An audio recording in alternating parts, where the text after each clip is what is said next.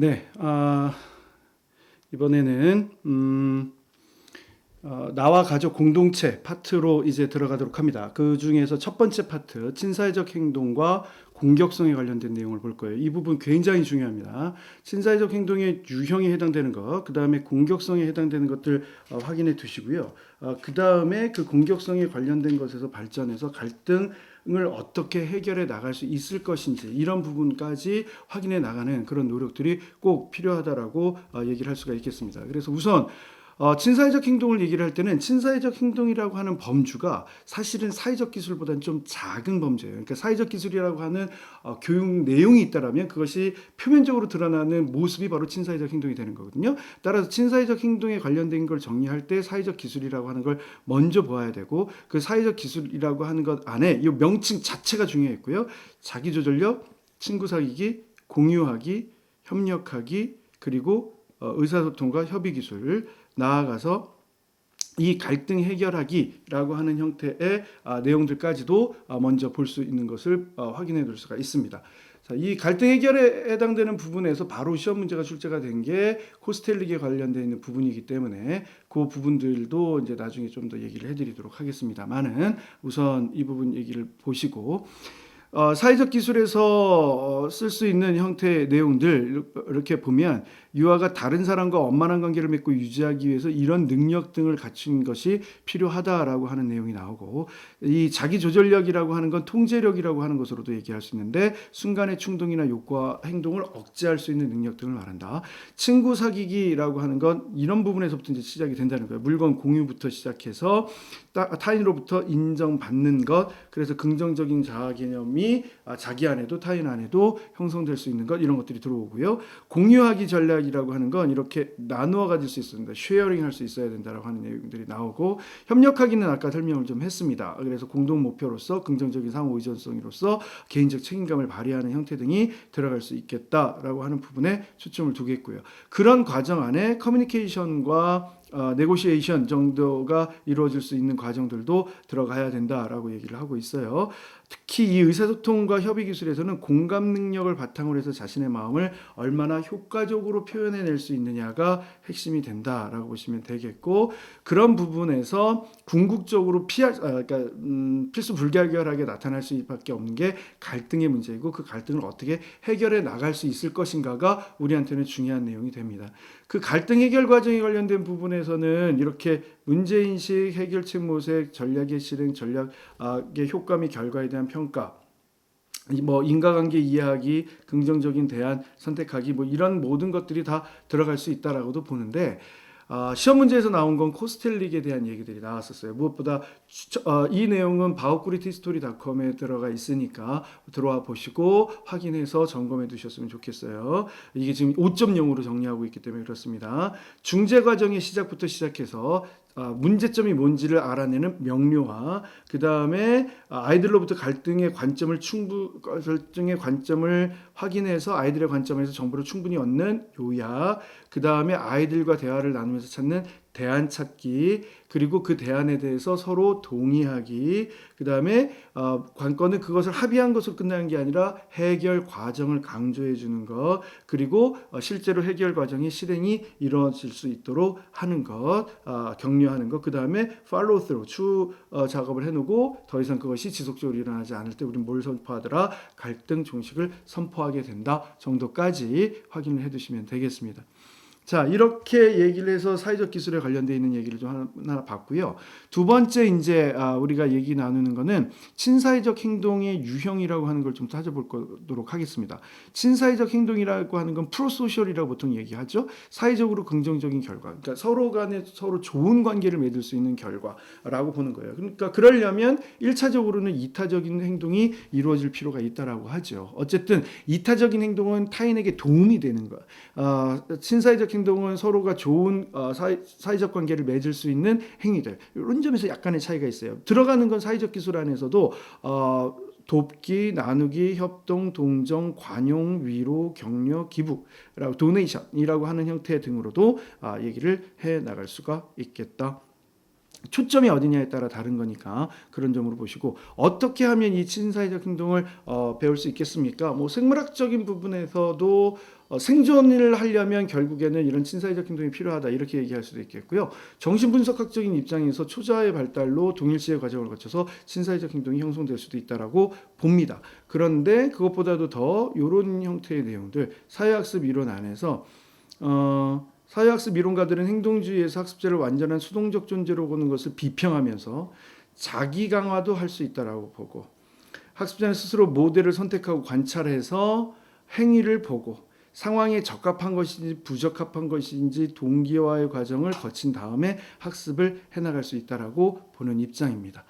그런 입장에서 더 나아가서 인지발달 이론 안에서도 이런 친사회적 행동을 이런 사회인지, 즉 지각적 조망수용, 인지적 조망수용, 감정적 조망수용을 해나가면서 배워나갈 수 있다라고 보는 내용들이 있습니다.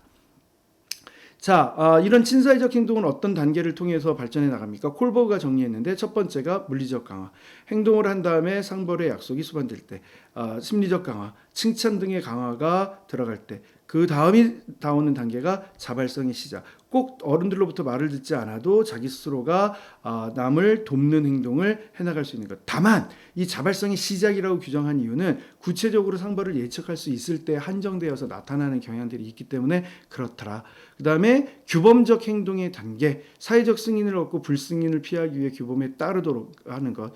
그 다음에 일반적인 상호작용, 개별적인 상벌을 기대하는 것 없이 교환의 원칙에서 기인의 남을 돕는 행동, 그러니까 호혜성, 내가 이런 행동을 하게 되면 저 사람도 나로부터 나에게 도움을 줄 수 있을 것이다. 그러다가 외적 상벌에 대한 외적 상벌을 생각하지 않고 있는 그대로 타인을 돕는 것에서 느껴지는 만족감과 충족감 안으로 이루어지는 행동은 바로 뭐라고 얘기를 하느냐? 이타적인 행동. 그것이 개인의 삶의 가치로 남게 되면 관념적 이타성이라고 하는 것으로 정리를 할 수가 있겠습니다. 자, 이렇게 콜버그가 얘기하고 있는 물리적 강화, 심리적 강화, 자발성의 시작, 규범적 행동, 일반적 상호작용, 이타적 행동, 관념적 이타성까지 확인해 두시면 되겠고, 그것에 관련된 내용을 좀 구체적으로 정리한 게 바탈, 그래서 물리적인 부분에서 구체적으로 언급되는 강화, 응나, 그 다음에 내면적 주도성, 구체적 보상이 예상될 때 규범적 행동, 상호호혜성, 이타적 행동, 그러니까 관념적 이타성 정도만 빠지는 내용으로 보시면 될 것 같습니다.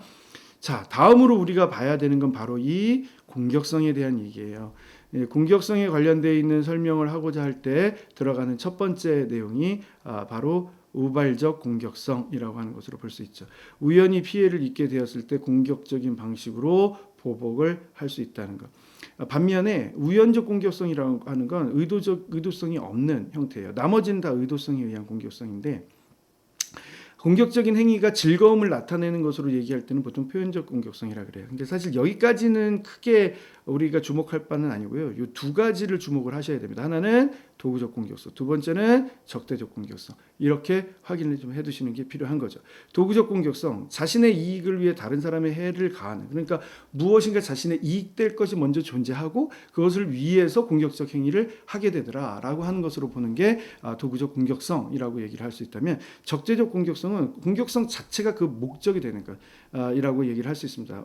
그런데 상대방에게 상해를 입히겠다라고 하는 그 목적 자체, 관계를 끊게 하겠다라고 하는 목적 자체라고 하는 것으로 얘기를 할 수 있는 것, 공격성에 대한 얘기라고 보시면 되겠습니다. 실제로 이 공격성에 대한 부분을 얘기하고 있는 내용들 중에서 여러 가지 발달 이론으로 이 공격성을 설명하는 게 있는데, 이건 좀 간단하게 보셔도 돼요. 정신분석 이론에서는 인간이 가지고 있는 타나토스의 본능 혹은 욕구가 좌절될 때 등에 의해서 혹은 심리적인 부분에서 대상을 느끼면서 좋은 경험이 쌓이면 리비도가 점진적으로 출현하고, 나쁜 경험이 쌓이면 그것에 의해서 계속 그 대상이 쌓이면서 공격성이 나타난다라고 하는 대상관계 이론으로 설명하는 경우들도 있고요.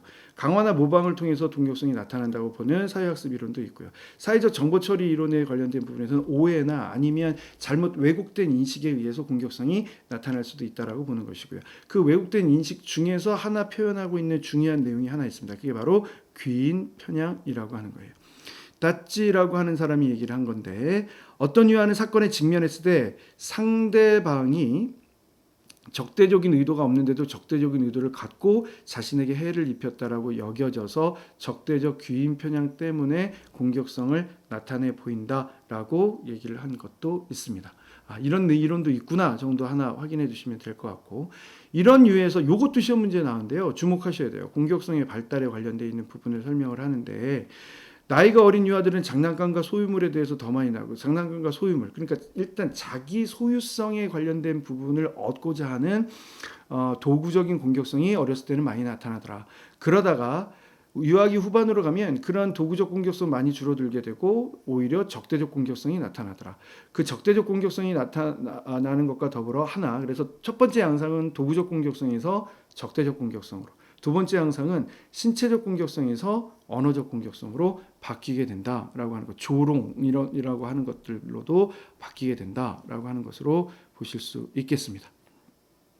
자, 이런 유의 것과 더불어서 공격성을 보이고 있는 아이에 대한 지도 방법은 사실은 요즘에는 잘 나오지 않는데요. 이런 것들이에요. 이유를 들어주는 거 필요하고, 상대방의 입장이 되는 거 필요하고, 그래서 코스텔릭 얘기 아까 했었던 것이 그대로 들어가게 되는 겁니다.